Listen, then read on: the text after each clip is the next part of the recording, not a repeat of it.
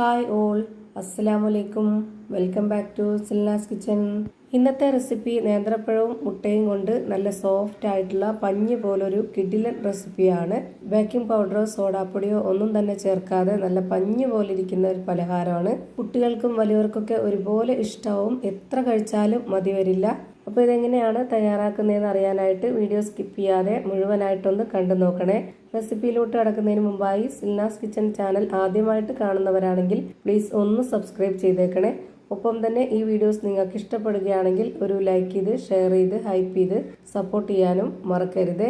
ഇനി നമുക്ക് ഇതെങ്ങനെയാണ് തയ്യാറാക്കുന്നതെന്ന് നോക്കാം. ഇതിനായിട്ട് നമുക്ക് മീഡിയം പഴുപ്പുള്ള പഴമോ നന്നായിട്ട് പഴുത്ത പഴമോ എടുക്കാവുന്നതാണ്. ഞാനിപ്പോൾ നല്ല പഴുത്ത പഴമാണ് എടുത്തിട്ടുള്ളത്. ഈ ഒരു 2 പഴവും ഞാനിപ്പോൾ ഇവിടെ കട്ട് ചെയ്തെടുക്കുന്നുണ്ട്.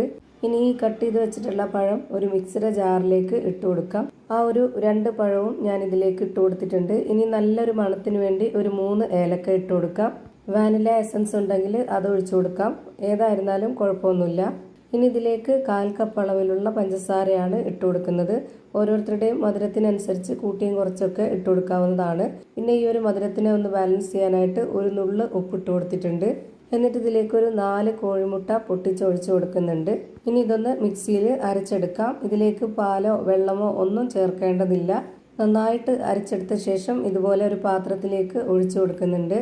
ആ ഒരു മുട്ട മാത്രം പൊട്ടിച്ചൊഴിച്ച് കൊടുത്തിട്ടാണ് നമ്മളിത് അരച്ചെടുത്തിട്ടുള്ളത്. ഇത് കാണുമ്പോൾ തന്നെ നിങ്ങൾക്ക് ഇതിൻ്റെ കറക്റ്റായിട്ടുള്ള പരുവം മനസ്സിലായിട്ടുണ്ടാവും. ഇനി ഇതിലേക്ക് ഇട്ട് കൊടുക്കേണ്ടത് വറുത്ത റവയാണ്. ഞാനിവിടെ 1/2 കപ്പ് അളവിലാണ് എടുത്തിട്ടുള്ളത്. ഈ ഒരു മെഷർമെൻറ്റ് കപ്പിൻ്റെ 1/2 കപ്പ് അളവിൽ 1 കപ്പ് റവയും പിന്നെ അതിലേക്കൊരു 1.5 ടേബിൾ സ്പൂൺ അളവിൻ്റെ റവയും കൂടെ ഇതിലേക്ക് ഇട്ട് കൊടുക്കുന്നുണ്ട്. ആ ഒരു കപ്പിൽ തന്നെയാണ് ഇട്ട് കൊടുത്തിട്ടുള്ളത്. ഇനി ഇതുപോലൊരു സ്പൂൺ അളവിൽ 3 ടേബിൾ സ്പൂൺ വറുത്ത അരിപ്പൊടിയാണ് ഇട്ട് കൊടുക്കുന്നത്. വറുത്ത അരിപ്പൊടി തന്നെ ഇട്ട് കൊടുക്കാൻ വേണ്ടി നോക്കുക. അല്ലാന്നുണ്ടെങ്കിൽ അതിൻ്റെ പരുവവും ടേസ്റ്റൊക്കെ വ്യത്യാസം വരും. ഇനി ഇത് കട്ടകളൊന്നും കൂടാതെ നല്ല രീതിയിലൊന്ന് മിക്സ് ചെയ്തിട്ടെടുക്കാം. ഞാനിവിടെ ഒരു വിസ്ക് വെച്ചിട്ടാണ് നന്നായിട്ട് ഇളക്കി കൊടുക്കുന്നത്.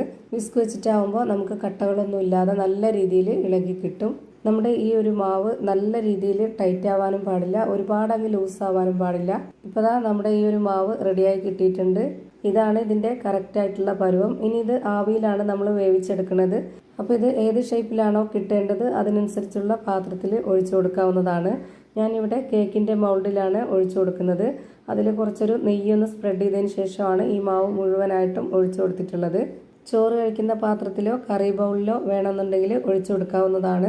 ഞാനിവിടെ ഒരു ഇഡ്ഡലി ചെമ്പിൽ വെള്ളം വെച്ചിട്ട് അതിനുള്ളിൽ അരിപ്പത്തട്ട് ഇറക്കി വെച്ചതിന് ശേഷം ഈ ഒരു മോൾഡ് ഇറക്കി വെച്ചിട്ട് ഇതൊന്ന് അടച്ചു വെച്ച് വേവിച്ചെടുക്കുന്നുണ്ട്. ഒരു 15 മിനിറ്റ് ആകുമ്പോഴേക്ക് നല്ല രീതിയിൽ ഇത് വെന്ത് കിട്ടും. ഇനി ഇത് ചൂടോടെ തട്ടിയെടുക്കുന്നത് കൊണ്ടാണ് ഞാൻ ഇതുപോലെ വക്കൊക്കെ ഇളക്കി കൊടുക്കുന്നത്. ചൂടാറിയിട്ടാണെന്നുണ്ടെങ്കിൽ തനിയെ വക്കൊക്കെ ഇളകി വരും. അപ്പോൾ നല്ല സ്പോഞ്ച് പോലത്തെ പഞ്ഞ് പോലത്തെ ഒരു അടിപൊളി പലഹാരം റെഡിയായി കിട്ടി. സ്ഥിരം നമ്മുടെ വീട്ടിലുള്ള സാധനങ്ങൾ വെച്ചിട്ടാണ് നമ്മളിത് തയ്യാറാക്കി എടുത്തിട്ടുള്ളത്. ഒരു ബുദ്ധിമുട്ടും ഇല്ല. അതുപോലെ തന്നെ വളരെ പെട്ടെന്ന് തയ്യാറാക്കി എടുക്കാനും പറ്റും. എല്ലാവർക്കും ഇഷ്ടാവുകയും ചെയ്യും. എത്ര കഴിച്ചാലും മതി വരികയില്ല.